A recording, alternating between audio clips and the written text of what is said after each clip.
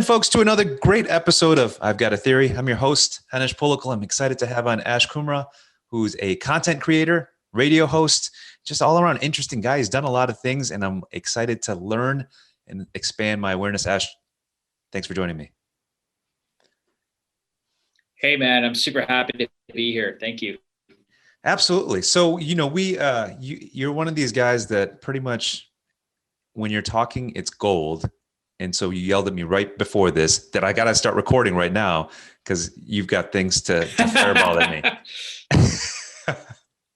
That's kind of how it is. Oh, man. But no, it's all good. You know, what's happening. When you talk and you create content for a living, you have to be concise and make sure the message you're conveying is worthwhile.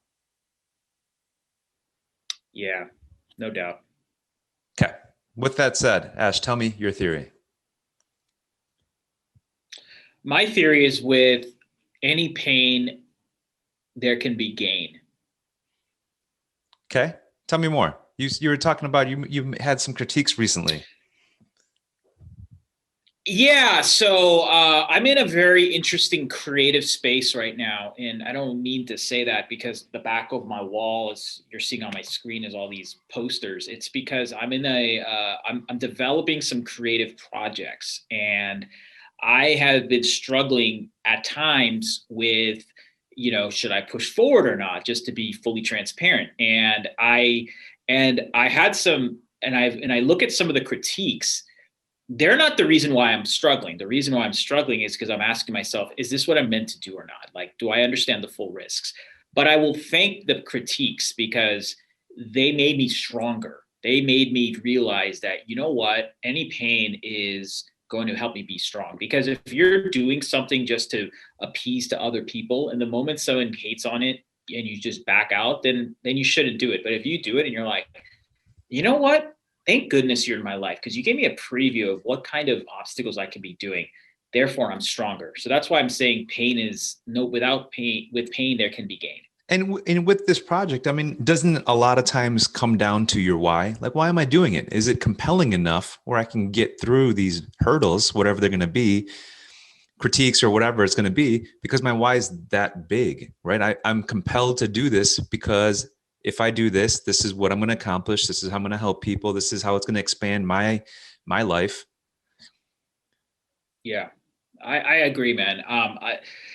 And I don't mean to sound so esoteric. It's just because this is such a deep topic. So pardon me for my pausing. No, think away, for sure.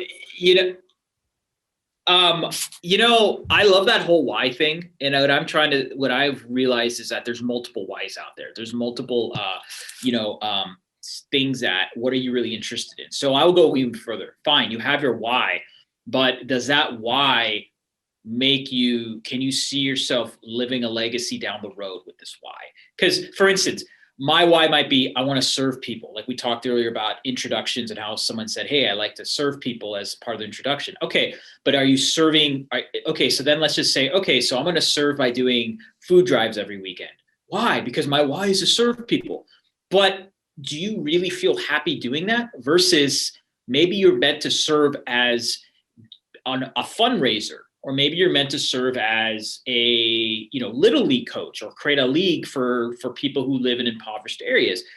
You're still serving people. It's just the way you're serving is what I would ask. Is that really what makes you happy? So that's why I mean it's okay to have different kinds of whys and stuff because you don't know which of the whys really makes you happy. I think there's an external why broader, and then I think there's a tactical. Okay, does this actual implementation of that why makes sense for me or not? Yeah, and because you're right, and it's interesting how you categorize it, right? Because when you live your life and you analyze it, you're trying to think about, is that criteria happiness that I'm going for, or is there something else, right? Because there's things that you do that don't necessarily make you happy, right? This morning, I rarely do manual labor. I own a construction company, but my neighbor's like, we're going to replace the fence. Can you help me? I'm like, of course I'm going to help you. And I didn't want to hire some other guy to come do it because I knew it was only a couple day job. So we were out there hammering boards and breaking things down.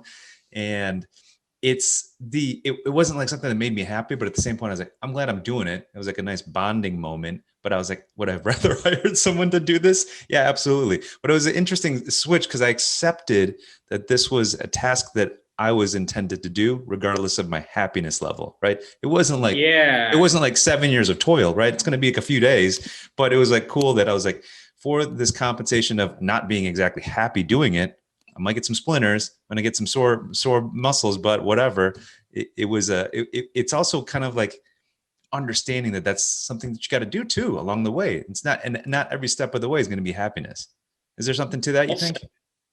Yeah. You're kind of saying celebrating the journey, right? Celebrate the process, those kinds of things. Yeah, I mean, it's the variety, and it's like you just do things, and I come to these understandings that there's like an acceptance. Like if you're always seeking happiness, like does that imply that you're unhappy? Yeah, I love that. Right. Dude, I'm And with you, man. I love these little things that you hear from your yoga teachers if you ever take yoga, right? Yep. I heard you mention you like doing meditation, and a Mhm. lot of times my meditation isn't like sit still, it's like yoga meditation. And I like yin. I don't know if you've ever done this Mhm. where they put you in the pose and you're in it for like 5 to 10 minutes or something crazy. And you're like, how am I going to hold myself still for that long? And once you start figuring it out, that's when interesting things start happening in your brain that aren't Yeah, like that are that meditation that what people try to achieve for in meditation, right? yeah, man, dude, preach, man. I keep talking, dude. I feel like I'm interviewing you. I love this, dude.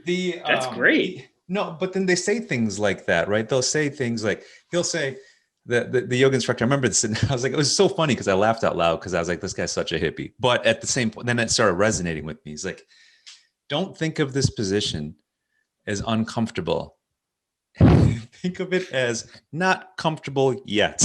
And I was like, oh, that was an interesting way to say things that apply to a lot of stuff, right? Anytime you're doing something that's hard, it's not comfortable. But ideally, you do it enough where it becomes comfortable. So it's not comfortable yet, right? You've gotten good on stage, right? You're comfortable up there. Yeah, But with this new yeah, creative project, who knows if you have invested enough time in it to become comfortable, confident, and put out that influence like you could with your public speaking and your content creation. right. Yeah, no, that's what I'm struggling with, and I don't want this to come off like I'm Debbie Down. I'm truly just being real because your show is so authentic and so real. And when you talked about the theory, I'm asking myself is I'm gaining because I really believe that failure is a human made term, as I would call it, or man made term, or however you want to call it.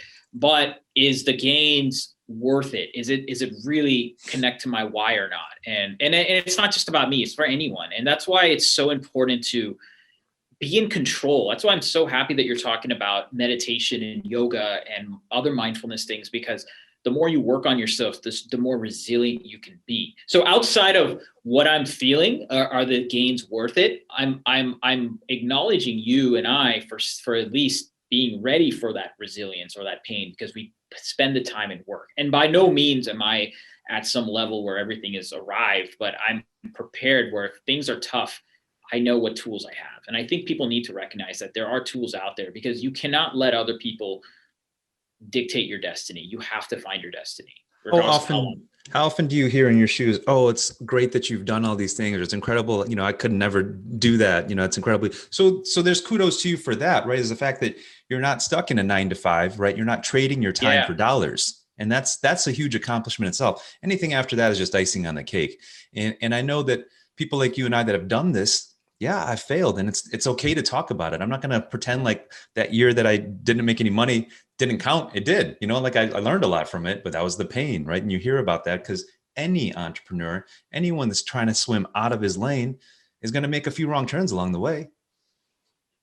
Yeah, man. I'm totally with you, man. It's so about it's such a cliche and it's such a thing to say, but you're right, man. You gotta just stay the course. That's all. You got to try it, right? I mean, the thing is like, that movie Yes Man influenced me for some reason, not in a goofy way, like it did with but like it makes me say yes to most things. I'm like, when someone's like, you want to do this? I'm like, yeah, let's give that a whirl. Like now next on my bucket list is playing polo. Like I'm barely a horse rider. You want me to play a sport on top of these things? Like it sounds epic, but I'm also going to break my head. So I'm definitely wearing a helmet. You know what I mean? I love that, man. I love But that. it sounds like a cool That's thing to funny. do. Like there, he's like it's the sport of kings. I'm like, that's interesting. Like not that I have aspirations to ever become a king, but it's kind of interesting to see why it's so compelling to them. But it probably is pretty fun to ride around a huge animal and wallop balls.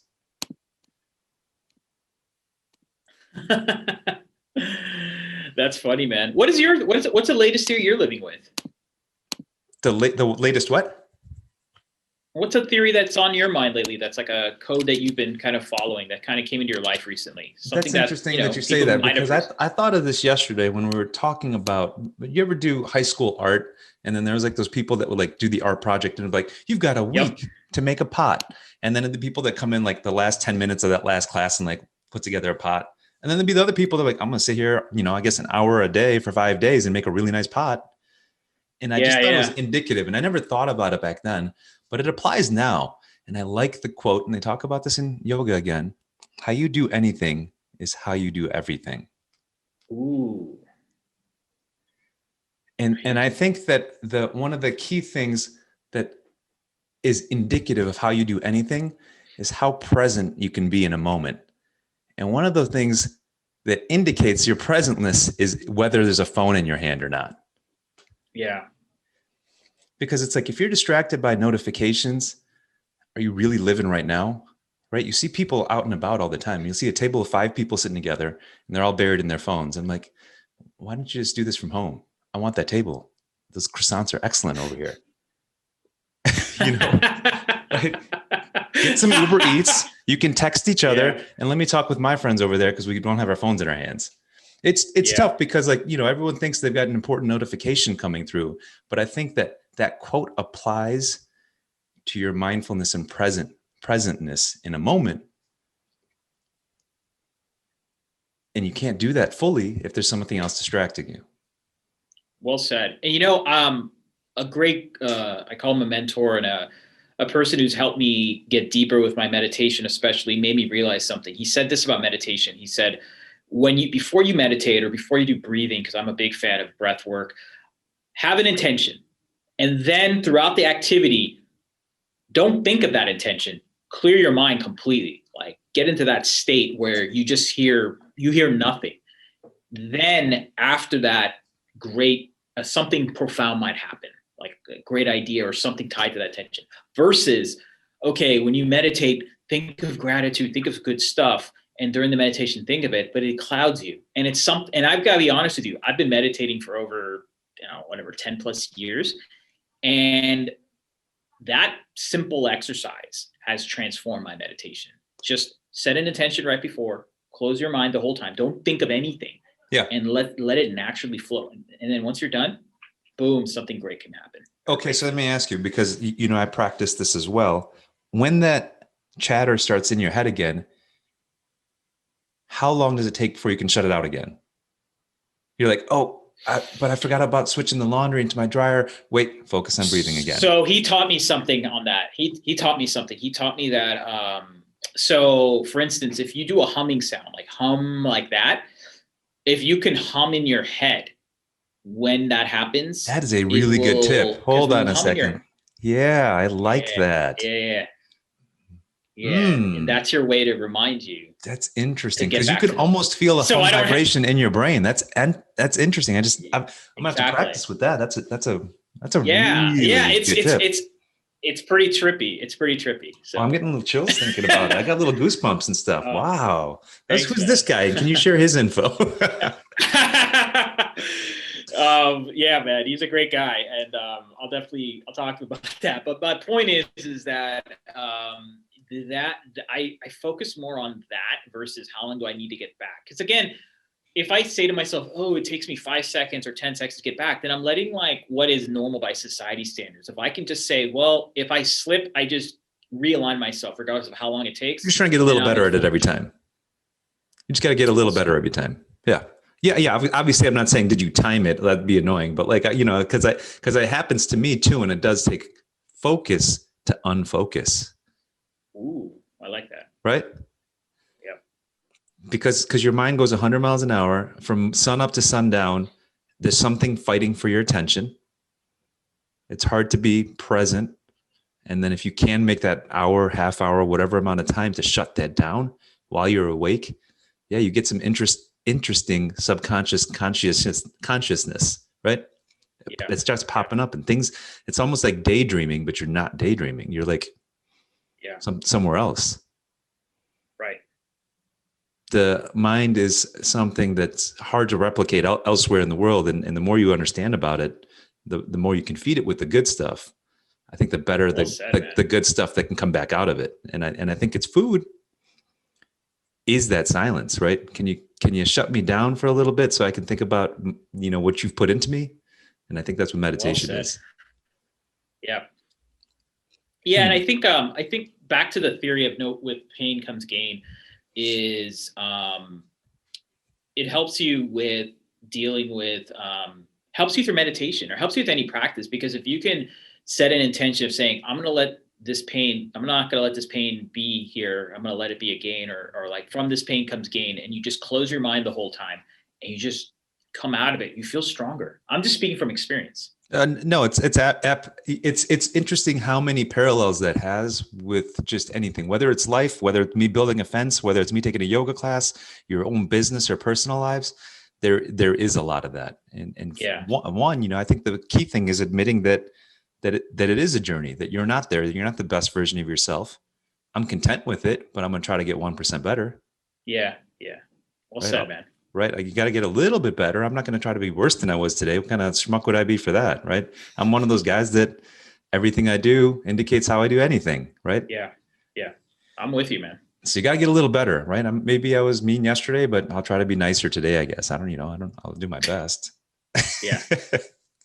Well, Ash, we don't need to beat up this topic, but that was a really interesting conversation. Thank you for sharing your theory with me about pain and gain, and hopefully you can get through this next project that you're working on and listen to your supporters, but just be mindful of your detractors, right? They might be giving you constructive criticism. If it's not, they're just haters. Yeah. Amen, brother. And I thank you for having this opportunity, man. I love what you're doing. Seriously. Had so much fun. Ash, thanks for joining me again on another great episode of I've Got a Theory.